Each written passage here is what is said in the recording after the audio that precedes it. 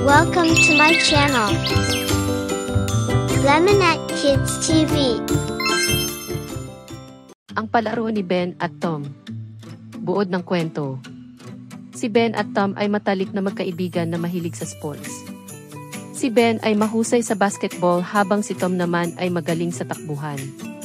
Isang araw, nagkaroon ng palaro sa kanilang barangay. Excited si Ben sa kanyang basketball game, pero si Tom ay kinakabahan sa kanyang takbuhan dahil ito ang unang beses niyang sasali sa isang malaking paligsahan. Ben, kinakabahan ako, sabi ni Tom habang sila'y nagpa-practice sa park. Huwag kang mag-alala, Tom. Kaya mo yan. Nandito lang ako para suportahan ka, sagot ni Ben habang tapik sa balikat ang kaibigan.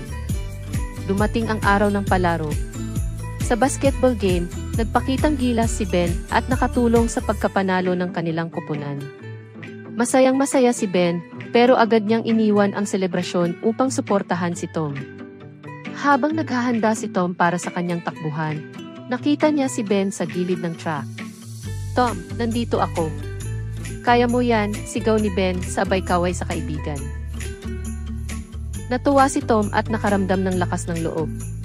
Nang magsimula ang takbuhan, binigay niya ang kanyang buong makakaya.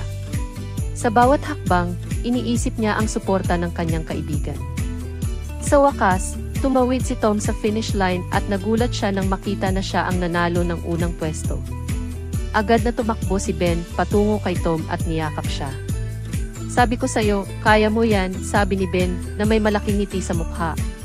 Nagawa ko to dahil sa'yo, Ben, salamat sa iyong suporta, sagot ni Tom habang yakap ang tropeyo. Naging mas matibay ang kanilang pagkakaibigan dahil sa kanilang pagsuporta sa isa't isa.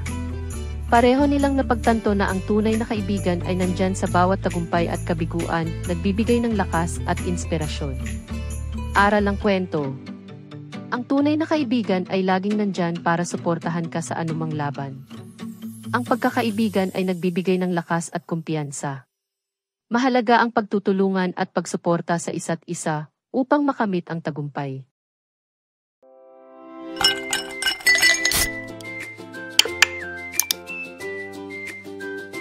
Please subscribe.